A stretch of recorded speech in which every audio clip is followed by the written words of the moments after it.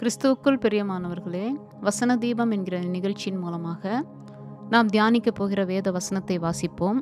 லூக்கா 18ஆம் அதிகாரம் 7ஆம் வசனம்.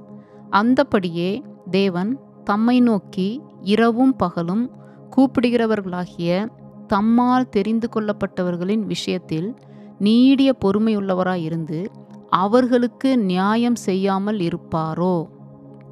நிச்சயமாகவே நியாயம் செய்வார். இந்த வசனத்தில் நம்ம ஒரு காரியத்தை முக்கியமாக புரிந்து கொள்ள வேண்டும். அப்படின்னா, நம்ம என்ன செய்து கொண்டிருக்கிறோம்? நம்மளுடைய காரியத்திற்காக அவரை நோக்கி இரவும் பகலும் கூப்பிட்டுருக்குறோம் அப்படின்னு அவர் சொல்கிறாரு. கூப்பிட்டு கொண்டிருக்கிறவர்களுடைய அவர்கள் யாராமா? தம்மால் தெரிந்து கொள்ளப்பட்டவர்கள் அப்படின்னு சொல்கிறாரு. அப்போது தேவனால் தெரிந்து கொள்ளப்பட்டவர்கள் தேவனுடைய பிள்ளைகள் இல்லையா? மறுபடியும் பிறந்தவர்கள். அப்போ அவரை நோக்கி இரவும் பகலும் கூப்பிடுகிறவர்களாகிய அவரால் தெரிந்து கொள்ளப்பட்டவர்களாகிய நம்முடைய விஷயத்தில் அவர் எப்படி இருப்பாராம்? நீடிய பொறுமையுடையவராக இருந்து அவர்களுக்கு, அதாவது நமக்கு நியாயம் செய்யாமல் இருப்பாரோ? நிச்சயமாகவே நியாயம் செய்வார். நம்மளுடைய வேலை என்னன்னா, தொடர்ந்து அவரை கூப்பிட்டுட்டே இருக்கணும்.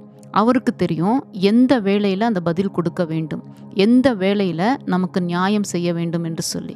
ஆனால் நம்ம உண்மையாக கூப்பிடக்கூடாதபடிக்கு, தொடர்ந்து அவரை கூப்பிடக்கூடாதபடிக்கு இடையில சில போராட்டங்கள் தடைகள் கடந்து வந்தாலும் ஆண்டவர் என்ன சொல்கிறாரு அப்படின்னா, இடைவிடாமல் ஜெபம் பண்ணுங்கள்னு சொல்கிறாரு.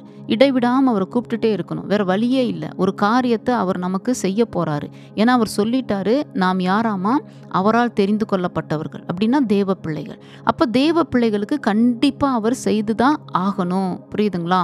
அப்போ பிள்ளை ஆண்டவர்கிட்ட கேட்குற காரியத்தில் கண்டிப்பாக அவர் தருவார். இப்போ முட்டையை கேட்டால் கல்லை தருவாரா தகப்பன் அப்படின்னு சொல்லிட்டு வேதவசனம் இருக்குது. புரியுதுங்களா? அப்போது நம்ம என்ன கேட்குறோமோ அதை செஞ்சிருவார்.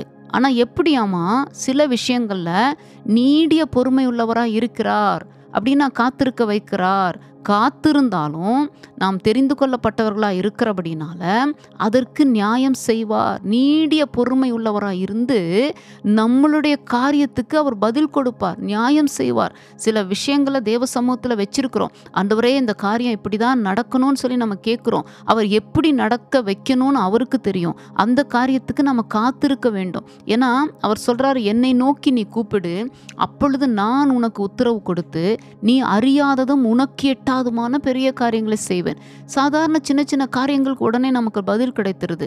ஆனால் பெரிய காரியங்கள், நாம் கிரகிக்க முடியாத அதிசயங்கள், ஆராய்ந்து பார்க்க முடியாத காரியங்கள், எண்ணி முடியாத காரியங்கள், அப்படிப்பட்ட அதிசயங்களை அவர் நமக்கு செய்யணும் அப்படின்னு சொன்னால் அவர் எப்படி செய்வாராம்? நீடிய பொறுமை உள்ளவராக இருந்து செய்வார். புரியுதுங்களா? லாசருடைய விஷயம் எல்லாத்துக்குமே தெரியும். அதில் அவருடைய பொறுமை 2 நாள் தாமதமாயிடுச்சு.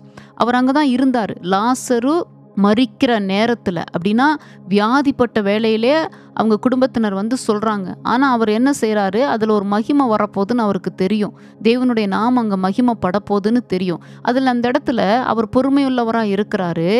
அந்த பொறுமையுள்ளவராக இருந்து மரித்து 4 நாள் பிறகு அவர் அந்த இடத்துக்கு கடந்து போய் அந்த இடத்துல லாசருவை உயிரோடு எழுப்புகிறார். புரியுதுங்களா? அந்த மகிமைக்குரிய அர்த்தத்தை நீங்கள் தெளிவாக புரிஞ்சுக்குங்க. மரித்து போன பிறகு எழுப்புவது ஒரு பெரிய மகிமை.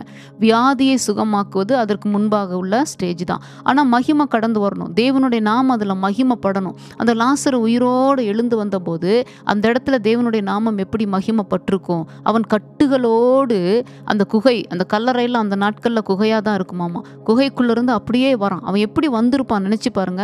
கர்த்தருடைய அந்த சத்தம், லாசருவே வெளியே வா என்று சொன்ன அந்த சத்தத்தில் ஜீவன் இருந்தது, ஆவி இருந்தது. அந்த ஜீவனும் ஆவியும் அவனை புறப்பட்டு மேலே கொண்டு வந்து நிறுத்தியது. ஆனால் அதுக்கு டைம் ஆயிடுச்சு இல்லையா? மரித்து 4 நாள் ஆயிடுச்சு. இப்போ நம்மளுடைய வாழ்க்கையில் சில காரியங்கள் எப்படி இருக்குமா? அது பதிலே கிடைக்காத போல தான் இருக்கும். ஆனால் நீங்கள் நல்லா ஒன்று புரிஞ்சுக்கணும். அவர் நம்ம ஜெபித்து கொண்டிருக்கிற காரியங்களுக்கு நாம் தெரிந்து கொள்ளப்பட்டவர்களாக இருக்கிறபடினால அவர் நீடிய பொறுமை உள்ளவராக இருந்து நமக்கு பதில் செய்கிறார், நியாயம் செய்கிறார், செய்ய போகிறார் என்பதை உணர்ந்து நீங்கள் சோர்ந்து போகாதபடி தொடர்ந்து ஜெபத்தில் காத்திருங்க. கர்த்தர் பெரிய காரியங்களை செய்து அவர் நாமத்தை மகிமைப்படுத்த வைப்பார். ஆமேன்.